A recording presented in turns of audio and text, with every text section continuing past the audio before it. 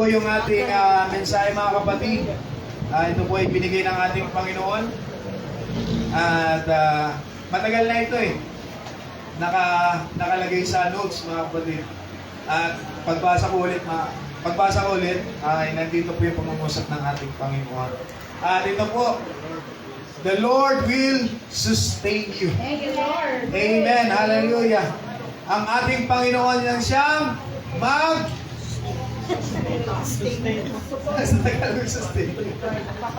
siyang mag-aalaga po sa atin, magsusupply sa atin mga kapatid. Dito po yung mga verses na. Amen. Sa awit chapter 55 verse 22, ipaubaya sa Panginoon ang pasan mo. Sino dito maraming pasan ngayon? Amen. Ibig sabihin, mga dalahin po natin sa buhay, mga dalahin natin sa pananampalataya. Ang sabi po diyan, ipaubaya mo sa Panginoon ang pasan mo at aalalayan ka niya. Amen. Sino dito napapagod na sa mga pasan-pasan po natin? Ang sabi po dito, aalalayan po tayo ng ating Panginoon. At ang sabi po dito, kailanman hindi niya pababayaan na mabuwal ang matuwid.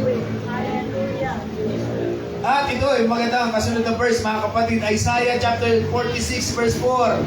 Ako ang inyong Diyos, iingatan ko kayo hanggang sa pumuti ang inyong buhok at kayo'y tumanda. Kayo'y nilikha ko, kaya tungkulin ko na kayo'y iligtas at tulungan. Hallelujah! Palakpakan natin ang ating Panginoon. Praise the Lord! Hallelujah! Napakaganda mga kapatid na mensahe, no? Sino dito nakaka-relate? Sa verse na ito mga kapatid, ang sabi ng sa Isaiah chapter 46 mga kapatid, ang Diyos natin na pinaglilingkuran mga kapatid, na sabi diyan, iingatan po tayo hanggang sa pumuti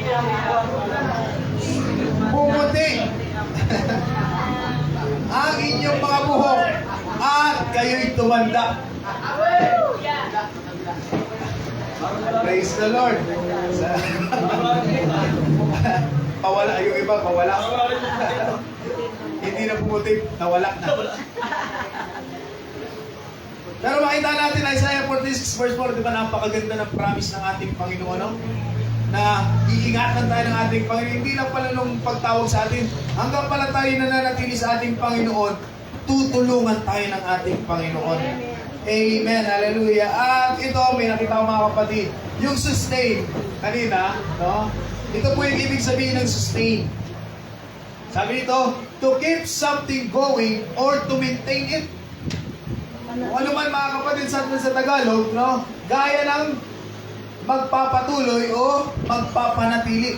Yung pala yung isang meaning mga kapatid ng sustain, na panatilihin, i-maintain at magpatuloy mga kapatid. Yung ginagawa sa atin ng ating Panginoon, isusustain tayo, papanatilihin tayo ng ating Panginoon. At kasunod, isa pang ibig sabihin, to support and to strengthen. Para tayo mga kapatid ay patatagin at itaguyod, tulungan, palakasin. Amen. Kaya sino dito nga masaya mga kapatid siya'y naglilingkod sa Diyos na buhay. Amen. Yun yung mga gagawin sa atin ng ating Panginoon. Kung gusto mong isustain ka ni Lord mga kapatid, isusupport ka, papalakasin ka po ng ating Panginoon. At ito pa, to supply what is needed for life or strength. Amen. Sino dito may mga pangangailangan? Amen. Lakas pag may pangangailangan ah. Sino dito may mga pangangailangan? Amen. Humina. Nawala yung pangangailangan. Amen. Lahat tayo may pangangailangan. Habang tayo nabubuhay mga kapatid, meron tayong pangangailangan. Pero ang sabi po dito mga kapatid, isusupply po yan. Once na ang Diyos mga kapatid ang mag-sustain sa atin, isusupply ng ating Panginoon ang lahat ng ating kailangan. Needed. Praise God. Hallelujah. Kaya, alam niyo ba mga kapatid, no? Maraming maaaring maging benepisyo ang pagiging mananampalataya. Sino dito ang nagpapasalamat sa Diyos na siya'y tinawag ng ating Panginoon at binigyan ng pananampalataya? Masaya mga kapatid at masarap bilang isang mananampalataya na tayo po mga kapatid ay magkaroon ng ganitong benepisyo. Sino dito yung nakakatanggap ng 4-piece? Wala na? Piece na lang ito. Yung tupad, nakasali sa tupad na ista. Magkano din yan? Nakatanggap mga kapatid. O yung iba mga benefits, yung mga may hinuhulugan po tayo. Ano ba yung mga hinuhulugan natin? Card. Ano yung mga sikat mga kapatid? Ano pa? Yung meron tayo mga, sino dito yung may St. Peter. Mga kilala, mga Sunlight, no? Mga future investment po natin. Pag meron kang mga ganun mga kapatid, di ba? Kahit pa paano, secure po yung ating hinaharap. Sino dito yung may SS? Ituloy natin yung SS natin, maganda yan. Ano, makakakuha natin yung may PhilHealth. Di ba meron tayong mga ganyan para sa safety ng ating hinaharap? Pero ito ang kagandahan mga kapatid. Bilang mga mananampalataya at naglilingkod sa ating Panginoon, yung benepisyo po natin ay unlimited. Amen? Naririnig niyo ba sa balita mga kapatid, yung PhilHealth na uubos na yung pundo? Bawal nang magkasakit. Naguhulog kayo ng PhilHealth pero wala kayong makukuha kasi nauubos na daw. Kinukurap ng mga kurap. Pero sa langit mga kapatid, once na tayo mga kapatid ay naging beneficiary ng ating Panginoon, alam nyo, tumawag lang tayo mga kapatid at nandyan po ang kasagutan ng ating Panginoon. Si Nanay Josie kanina, magkausap kami ni Nanay Josie habang nabiyahe. Sabi ni Nanay Josie, yung kanyang anak may karamdaman. Siya ay ganun din mga kapatid. Pero ang sabi mga kapatid, pag-uusap nila nung anak ni Nanay Josie, sabi diyan, kay Lord pa rin. Sa ating Panginoon pa rin tayo magtiwala mga kapatid. Dahil ang doktor, pwede kang perahan lang yan. Pero ang ating Panginoon mga kapatid, hindi niya kailangan ng pera mga kapatid. Ang kailangan lang ng ating Panginoon ay ang iyong pananampalataya. Amen. Ano yung pa ng ating Panginoon ng pera? Amen. Ay siyang gumawa ng lahat ng bagay mga kapatid. Ito yung kagandahan, isang perks mga kapatid, na tayo ay isang mananampalatayang tumanggap mga kapatid ng kagandahang loob ng ating Panginoon na meron po tayong benepisyo. Ano ito mga ito mga kapatid, naging benepisyo po natin. Una, naging mga anak tayo ng Diyos. Amen. Sino yung masaya sila po ay anak ng Diyos? Amen. Kaya sabi diyan mga kapatid, ito po yung lisensya natin kung bakit tayo nakakatawag sa ating Panginoon, kung bakit tayo nakakalapit sa ating Panginoon. Dahil sa Old Testament, kung babasahin po natin ang Bible, sa Old Testament mga kapatid, ang turing ng ating Panginoon sa tao ay, ang tawag sa ating Panginoon ay hari. Pero sa New Testament, sa panahon natin ngayon, Ama. Di ba? Mas malaki po yung agwat ng yung pagiging hari sa Ama. Ang hari kasi kailangan mo pa magpa-schedule. Yun ang rules. Na sa rules mga kapatid ng kaharian, kung gusto mong mamit, kung gusto mong makita, kung gusto mong makausap ang hari, kailangan mo ng schedule. Kailangan may mga sulat ka pa kung ano pa mga kapatid. Pero ang sabi po dito, tayo po sa panahon natin ngayon, tayo po ay mga anak ng ating Panginoon. Kaya tayo po ay malayang nakakalapit sa ating Diyos dahil nandun po yung magandang pakikitungan natin sa ating Panginoon. Tayo ay ginawang anak ng ating Panginoon. Kasunod, tayo po ay naging kaibigan ng ating Panginoon. Sino sa Bible mga kapatid yung sinabihang naging kaibigan ng ating Panginoon sa Old Testament? Si Abraham. Amen? Naging kaibigan. Una natin naging puntos mga kapatid, naging anak tayo. Alam natin sa mga magulang dyan, hindi lahat ng anak mo ay mabuti. May pasaway talaga. No? Pero dito mga kapatid, yung relasyon pala natin sa ating Panginoon, amen, hindi lang tayo basta anak, kundi tayo ay kaibigan pa ng ating Panginoon. Ibig sabihin mga kapatid, nandun yung magandang communication, magandang relasyon natin sa ating Panginoon. Sino dito yung masaya naging kaibigan sila ng ating Panginoon? Sabi ng Bible mga kapatid, kung mahal natin ang sanlibutan, kaaway natin ang ating Panginoon. Sino dito ang mahal ang sanlibutan? The moment mga kapatid na mahalin mo ang sanlibutan, yan din po yung punto ng oras mga kapatid na kaaway mo ang ating Panginoon. Dahil ang ating Diyos ayaw niya sa sanlibutan mga kapatid. Bagamat mahal niya ang sangkatauhan, pero yung gawa ng sanlibutan ay ayaw niya po yan. Pero ito mga kapatid ang kagandahan. Amen? Na naging kaibigan tayo. Ano po yung benefits ng pagiging kaibigan? Sino dito may kaibigan? Amen. Yung walang kaibigan? Buti naman. Lahat tayo may kaibigan. Di ba may mga pagkakataon na sa kaibigan tayo nag-o-open? Dito yung mga BFF lagi nag-o-open. Ha? Nag-o-open tayo. Alam mo ba? Ano ba tawagan nyo? Mars, Best. Mars. Hindi, nag-open tayo sa kaibigan natin. Ganito kasi nangyari. Sige, hayaan mo. Sige, tulungan kita kung kaya ko tulungan. Di ba may mga ganong relasyon ng pagkaibigan, mga kapatid? Sabi nga, yung pagkakaibigan, mga kapatid, ay bigger than blood. Minsan, mga kapatid. No? Pero tayo sa ating Panginoon, sino dito yung mahilig mag-open sa ating Panginoon? Amen. Sa prayer, mga kapatid, nagsusumbong tayo kay Lord. Sa prayer, nakikipag-usap tayo sa ating Panginoon. Minsan nga, mga kapatid, no? Sa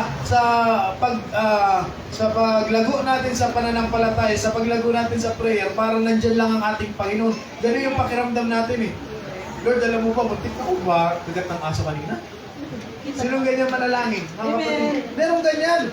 No, kasi ang kanilang relasyon ay parang kasama niya ang ating Panginoon. Nandun mga kapatid, wala na yung barrier mga kapatid na paniniwala natin noon na ang panalangin kailangan nakaluhod. Kailangan nakapikit, kailangan naka-ganyan. Hindi mga kapatid, nawala na. Ang prayer talaga mga kapatid, ang ibig sabihin ng prayer, pakikipag-usap.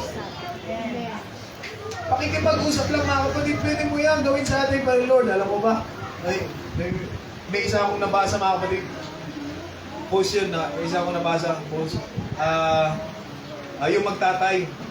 Kasi sabi nung tatay, parang parang gusto ko ng McDo. Nag-crave ako sa McDo. Sabi niya. Tapos sabi nung anak, ay sige pa, bibili ba ako? Sabi ng tatay, ay sige mamaya na, pagkatapos na ng service. Hindi ako nagpaparinig ha. Pagkatapos na ng service. Sarado pa yung Bibili, saka ka na lang bumili. At pagkatapos ng service mga kapatid, hindi pa sila nakakaalis. May pumunta yung isa pang anak, dumating, meron ng dalang French fries. May dala ng burger. Amen. At sabi doon ng post mga kapatid, ito yung kagandahan sa mga mananampalataya. Na yung mga gusto natin mga kapatid, bagamat hindi proper prayer, pero yung mga ninanasa ng ating ng damdamin, dinidinig ng ating Panginoon. Amen. Sabi ng tatay, gusto niya ng McDo, nagkikrib siya mga kapatid. Pero tinapos niya muna yung service. Yan, naman pala. Hindi agad bumili habang tinapos niya muna at sabi doon, dumating yung isang anak, may dala-dala ng kinikrib niya. Amen. So ang ating Panginoon, ganyan po yan. Kung maganda ang relasyon natin sa ating Panginoon, minsan yung mga iniisip lang natin, minsan yung mga sinasabi lang natin sa ating Panginoon, casual minsan makipag-usap tayo sa ating Panginoon, pero ginagrant ng ating Panginoon. Sino nakaranas ng ganyan mga kapatid? Na parang this one, Lord, sana naman umulan. Kahit kunti lang para lumamig lang yung panahon. Maya-maya, inuulan ka lang. Umulan na. Sino may nakaranasan na ganyan? Amen. Lord, Lord, pahanginin mo naman ng kaunti para medyo presko ang na sumasagot ang ating Panginoon. Amen. So nakaranas ng ganyan mga kapatid, mga casual, mga simpleng kahilingan lang natin na parang sa atin ay wala lang mga kapatid, parang nagustuhan lang natin. Pero ang ating Panginoon sumasagot. Yung magandahan mga kapatid na may maganda po tayong relasyon sa ating Panginoon, sumasagot po ang ating Panginoon na parang nandyan lang, nakikinig sa ating tabi mga kapatid. Yun yung isang magandang klase ng prayer. Iba yung intense prayer at yung iba yung prayer, mga kapatid, na pakikipag-usap lang sa ating Panginoon. Alam niyo ba, yun yung prayer na katulad, yun yung type, mga kapatid, ng prayer or type ng pakikipag-usap sa panahon po ni Adan at ni Eva at sa ating Panginoon. Sure. Casual lang. Nandun, mga kapatid, na parang kasama lang nilang ating Panginoon. Doon kasama naman talaga. Pero parang nandyan, mga kapatid, merong katabi lang. Kaya sa prayer natin, tanggalin natin, mga kapatid, yung ating mga yung ating mga nakasanaya na prayer, mga kapatid, no? Ano ko lang linawin ko, mga kapatid, yung prayer, kailangan ng pag-prayer talaga, personal, mga kapatid, like dudulog tayo sa papasalamat tayo sa ating Panginoon, iluluhod talaga natin yan. Nagbibigay talaga na tayo ng time. Pero pagdating, mga kapatid, sa mga ganito sa buhay, mga kapatid, mga ginagawa natin, pwede pa rin natin kausapin ang ating Panginoon. Yung mga casual na pakikipag-usap natin sa ating Diyos. Amen? Sanayin po natin. Amen? Sino dito minsan? Naranasan na yung ganyan, mga kapatid. Ganyan makipag-usap sa ating Panginoon. Sanayin po natin. Hindi ka naman maya. Saka umimik ka, mga kapatid. Iilagay mo lang din sa lugar, baka imik na imik ka. Sabihin ng baliw na yata. Iilagay mo lang minsan sa isip na alam niya ng ating Panginoon yung nasa isip ko natin. Minsan, kayo mga kapatid, nung nasa college pa, pipray ako sa exam ko eh. Ang hirap din eh. Lord, ano ba dito sagot? Nasa isip ko lang yun. Meron pa sagot dito. Ay narinig ko, mga kapatid, sa si daw si para Christ. O, hindi si. Para Christ. Ay, si na lang. Lagi. Masali naman. Kung masali naman. Uy, huwag niyo magagahin ha. Kasalan, mga kapatid, ng benepisyo ng pagiging mananampalataya, tayo po ay naging balik na lang rin, no? 4 pala yan. Sa 3, mga kapatid, sabi po tayo po ay nagkaroon ng kaligtasan. Amen. Sino dito yung masaya? Hallelujah. Nagpapasalamat sa ating Panginoon na nagkaroon po tayo ng kaligtasan galing sa ating Panginoon. Amen. Sasabihin niyo ba, sa kaligtasan saan? Sa gutom? Kasi nagbabible study kayo nun, mga kapatid. Nagbabible study kami. Napunta kami, mga kapatid, kasama ko si Pastor Raylord. Yung nagpapastor na po sa Padre Burgos ngayon, si Brother Daryl. Pinapaliwanag ni Pastor Raylord na sabi niya, kailangan po natin ng kaligtasan. Tapos nilinaw niya, ni Pastor Raylord, ito po'y kaligtasan na hindi kaligtasan sa gutom. Ito po'y kaligtasan sa kung ano. Ito po'y kaligtasan ng ating kaluluwa. Kasi meron pa tayo, mga kapatid, na kailangan pag-ingatan pa yung ating kaluluwa na i-judge sa kabilang buhay po natin. Kaya sa atin, mga kapatid, salamat sa ating Panginoon, tayo po ay malaya na sa kasalanan at tayo ay nailigtas ng ating Panginoon dahil sa kanyang pag-ibig po sa atin, nakaranas po tayo ng pagmamahal ng ating Panginoon. So dito, mga kapatid, na masaya na sila'y mahal ng ating Panginoon. Sino po, paulit nga po kasi para mas malakas yung mas malakas yung tumaan kaysa sa amen. So dito, mga kapatid, hallelujah, ang masaya dahil mahal sila ng ating Panginoon. Praise the Lord, hallelujah. At yung pang-apat, tayo po ay naging, wala talaga dyan. Tayo po, mga kapatid, ay naging tagapagmana. Apat yan. Tayo po ay naging tagapagmana ng ating Panginoon. Here of His kingdom, hindi here. H-E-I-R. Here. Tagapagmana. King. Saan, mga kapatid? Naging tagapagmana po tayo. Kaya, mga kapatid, alam nyo, yung banal na espiritu na meron tayo, sabi ni Efeso, yan po ay down payment. Paunang bigay. Alam niyo, may mga banal na espiritu, tayo po ay may karapatan sa kaharian ng ating Panginoon. Ang sabi ng Juan, mga kapatid, anong ginagawa ng ating Panginoon doon? Sa bahay ng aking Ama ay maraming mansyon. Tagapagmana ka tayo eh. Kaya tayo ay pinaggagawa ng mansyon ng ating Panginoon sa langit. Dito hindi tayo hindi tayo maka-acquire. Hindi tayo makakuha, mga kapatid, ng kahit lupa man lang. Ang kaya lang natin, yung lupa sa pasok. Pero yung lupa, natatayuan ng bahay, wala tayo nun. Hindi natin kaya yun. Pero ito mas maganda, mga kapatid. Talo pa nito yung mga nasa Maynila, nasa mga Forbes Park, nasa pa ba yung mayayaman, mga kapatid, nasa Ayala, nasa Tagaytay Heights, mga kapatid. Daig pa natin yun.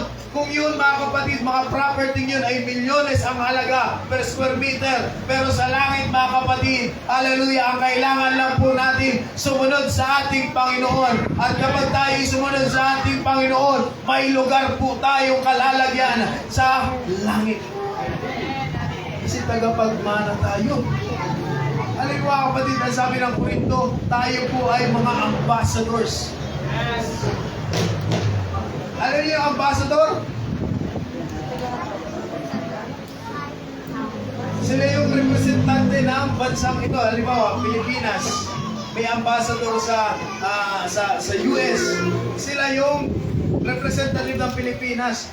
Yung mga Pilipino doon po pupunta sa ambassador para sa mga kailangan nilang asikasuhin o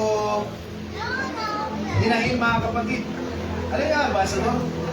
Nakuha niyo po ba yung mga kapatid? Ibig sabihin lang po nun na representative.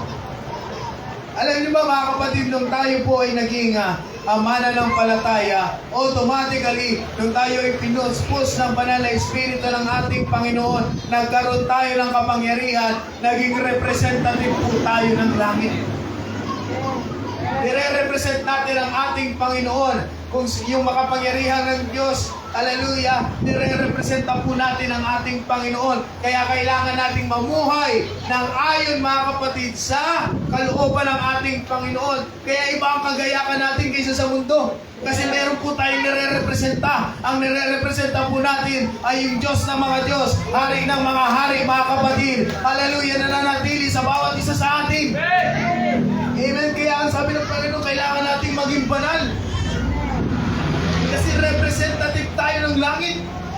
Kaya yung mga nawawala, mga kapatid, yung mga kasalanan sa atin lumalapit o tayo lumalapit para magkaroon sila ng kaunawaan. Di ba yun ang sinabi ng Romans? Na sa pakikinig dyan, nagsisimula ang pananampalataya. Dahil kung walang nangangaral, sino yung makakapakinig? Kaya tayo yung representative ng ating Panginoon para mangaral, mga kapatid, at mag-witness sa karamihan para sila ay bumalik muli sa ating Panginoon. At alam ko, lahat tayo dito, mga kapatid, ay bunga ng pangangaral. Amen. Bunga ng salita ng ating Panginoon. Dahil meron tayong narinig, na-develop yung pananampalataya po natin. Kaya sabi ni Pastor Robert sa Lucena, hayaan nyo kung kayo nangihina. Sino dito yung nakaranas na ng panghihina? Amen. Siguro naman, lahat na no. Sabi ni Pastor Robert, hayaan nyo kung nangihina, umattend lang kayo sa church. Kung hindi nyo feel na pumalakpak ng malakas, kung hindi nyo feel, mga kapatid, na magpatayo tayo. Hanggat ikaw ay nasa loob ng church na makakapakinig ng salita ng ating Panginoon, okay yan. Dahil ang ating Panginoon ang magkukonvict sa ating mga puso. Hanggang tayo, mga kapatid, ay nakakapakinig ng salita ng Diyos, diyan po kikilos ang ating Panginoon. Ang pinakamahirap, mga kapatid, ay yung hindi tayo makapakinig. Marami tayong karanasan. Ako may karanasan, mga kapatid. No? Matagal naging laylo yung aking pananampalataya, pero dahil lagi ako nasa church, hindi ako nawala sa paglilingkod. Yan ang kagandahan, mga kapatid. Sabi nga nila, ang church ay isang malaking safety net. Ano yung safety net? Yung mga nasa building, mga ginagawa, merong mga ano dyan, merong mga safety net. Pag lumalaglag yung mga debris, hindi agad bumabagsak sa baba, o walang nawabagsakan. Ang church ay isang malaking safety net. Hanggat ikaw, mga kapatid, ay na-attend sa church, hanggat ikaw ay dumadalo, hindi ka mawawala sa ating Panginoon. Kahit yun na lang, mga kapatid, no? Minsan may mga pagkakataong walang-wala na talaga.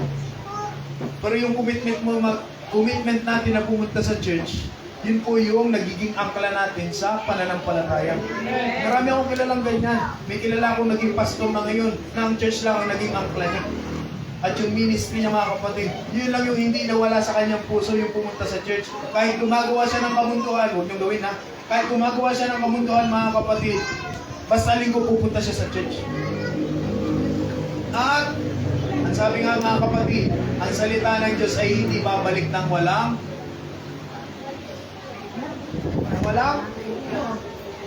Bunga. isa sa pakikinig, mga kapatid, dyan po nagsisimula ang pananampalataya. Amen. Hallelujah. Kaya, bagamat ang pagsubok ay hindi maaaring alisin sa buhay ng isang mananampalataya, nakakasigurado naman tayo, mga kapatid, ang bawat isa sa atin na merong Diyos na aalalay sa atin. Amen. Hallelujah. Lahat po tayo, karamihan po sa atin, malaking porsyento sa lugar na ito na nakaranas po tayo ng pag-alalay sa atin ng ating Panginoon. At tingnan natin, iba, alam mga kapatid, pag pinunto po natin ito, iba kapag ang Diyos ang nag-ingat. Iba kapag ang Diyos ang nag-alalay. Ang tao kapag nag-ingat, minsan perilous din. Minsan, kapag ang taong nangako, talagang napako eh. Di ba?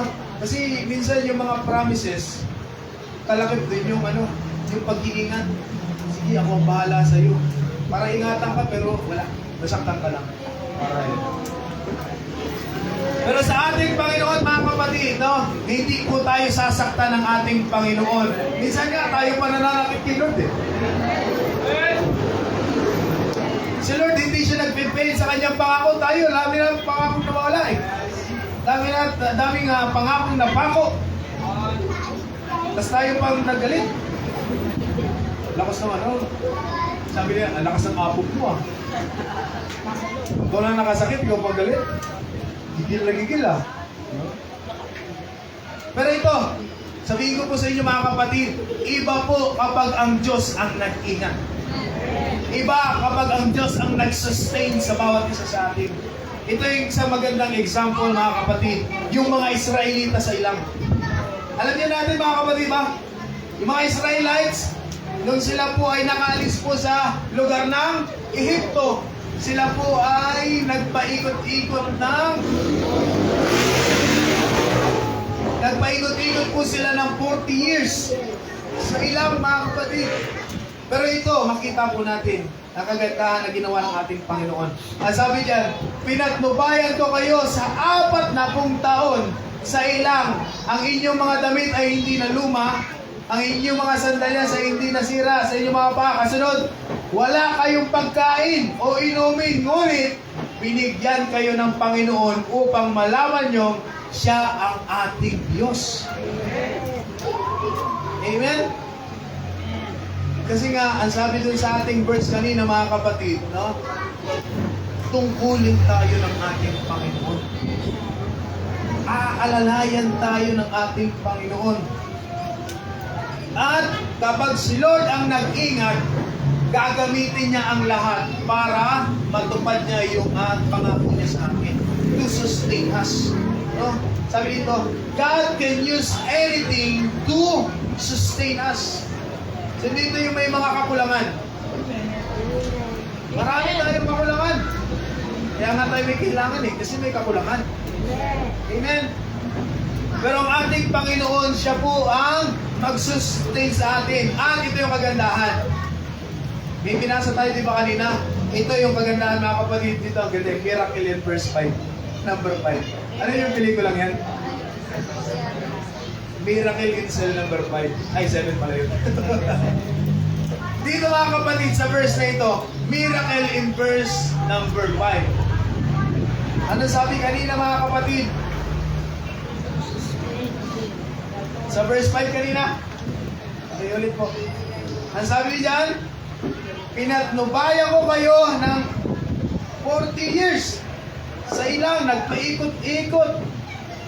Hindi sila pumirme. Lakad doon, lakad dito. Hindi na luma. Punta doon, punta dito. Alam niyo, 40 years, saan sila kukuha? Ilang yun? Disyerto. Ibig sabihin ng ilang, mga kapatid. Hindi sila makakapagtanim doon kasi sila ay paikot-ikot. Pero sabi po dito mga kapatid, no? Wala doon tiyangkian, wala kasi sila namin eh.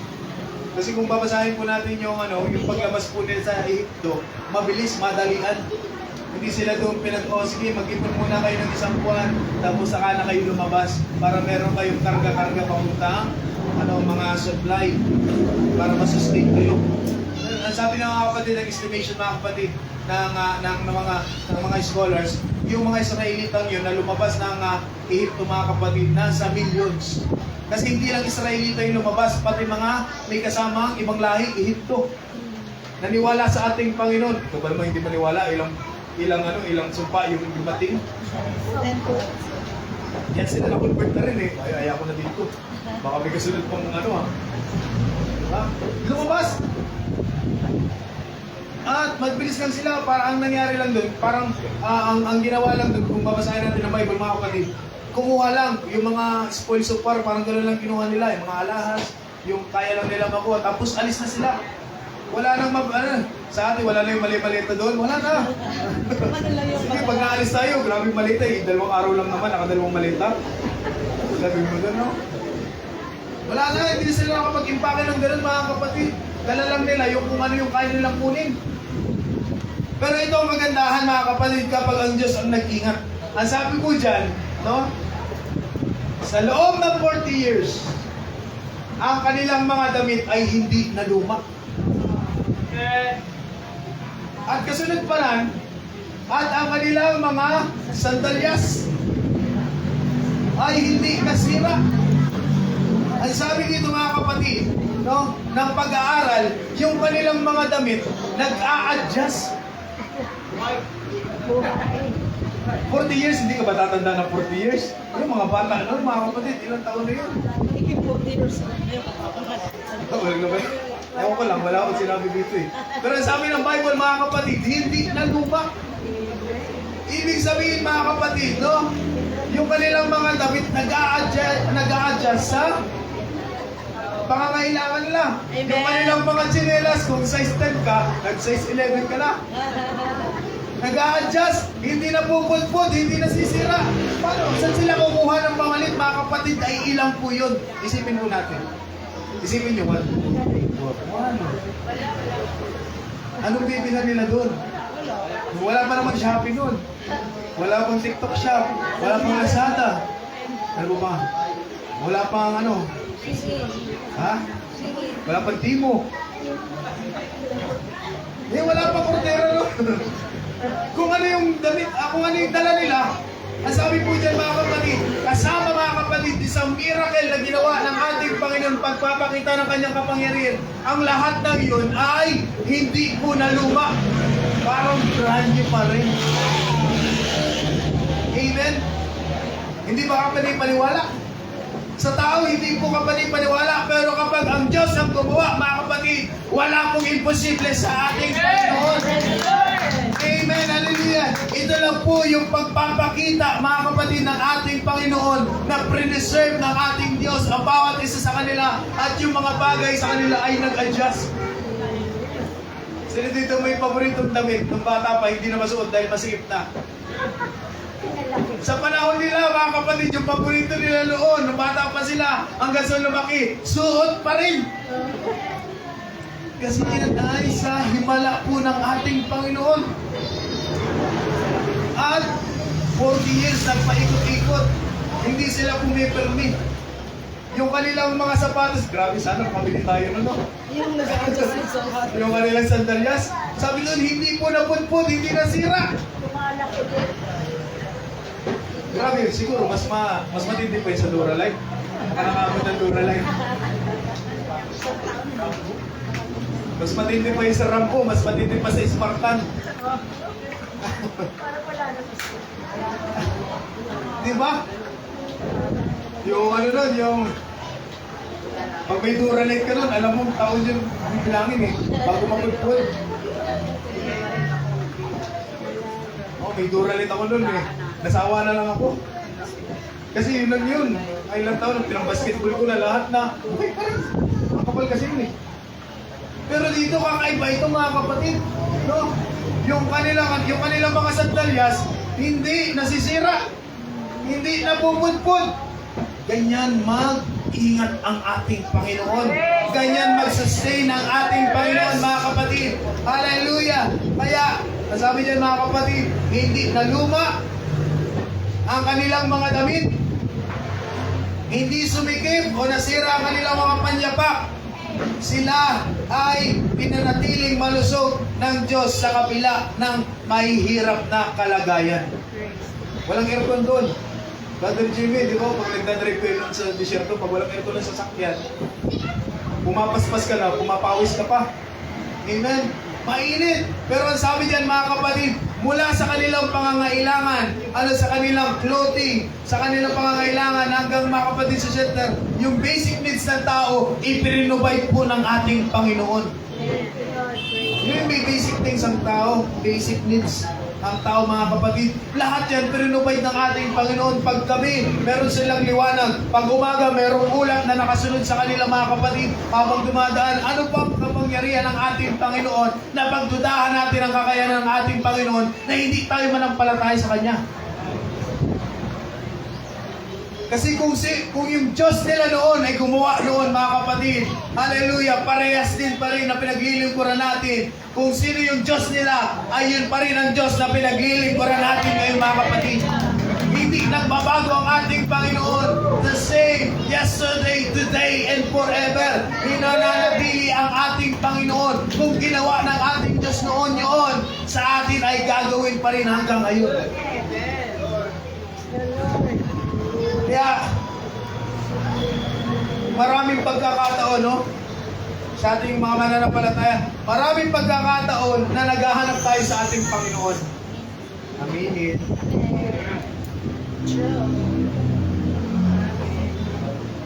Aminado ba tayo dyan? Amen. Sabi nung isa nasa showtime, True! Totoo. Maraming beses na tinatanong natin ang ating Panginoon, Lord, bakit ito lang yung meron ako ngayon? Ha? Tatampo-tampo pa tayo kay Lord eh. Lord, bakit ganito lang yung meron ako? Pares man kami ng panampalataya ng katabi. Minsan, pakiramdam natin kulangan. May kakulangan sapagkat may mga bagay tayong nakikita sa iba na wala sa atin. No? Tatanong tayo, Lord, bakit ba? Anong nangyayari? Ba? Marami tayong katanungan, marami tayong pagdududa sa ating Panginoon mga kapatid. Pero ito lang po yung masasabi ko, kung tinawag ka ng Panginoon, ibibigay niya ang lahat ng iyong pangangailangan. Amen. Tiwala tayo sa ating Panginoon. Kapag tinawag ka ng ating Panginoon, lahat ng pangangailangan natin, ipoprovide ng ating Panginoon. Isusustain ni Lord, mga kapatid, ang lahat ng ating pangangailangan.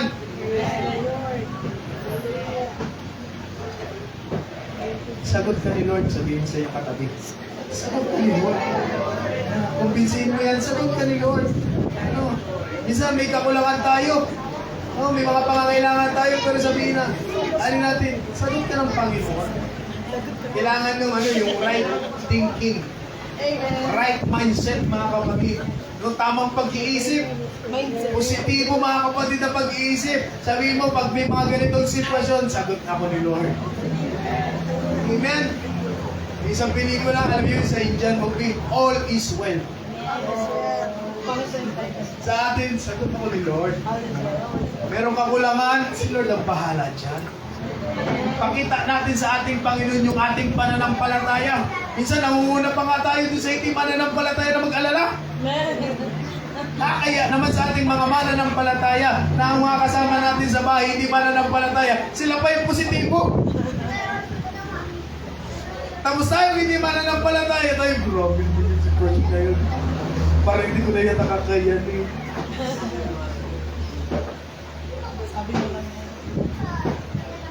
Sa ating mga mananampalataya, dapat tayo yung nangunguna. Tayo yung asin. Tayo yung ilaw, mga kapatid, ng sanlibutan ito. Tayo yung ulo na dapat manguna sa ganyang pagklase ng pananampalataya. Ipakita natin ang kapangyarihan ng ating Panginoon sa buhay po natin. Kaya yung pag-aalala, nasa isip lang yan. It's all in the mind. Tandaan niyo yun, mga kapatid. It's all in the mind. Nasa isip lang yan, mga kapatid. Kaya, kapag meron tayo, mga kapatid, pangangailangan, at alam natin, mga kapatid, na tayo po'y personal na tinawag ng ating Panginoon, ang Diyos ang magbibigay ng mga pangangailangan natin. Siya ang magsusustain sa atin. Siya ang magme-maintain sa atin, mga kapatid. Kaya ito, mga kapatid, your faith matters. Amen. Depende rin sa pananampalatayang meron kayo. Kung ang pananampalataya mo may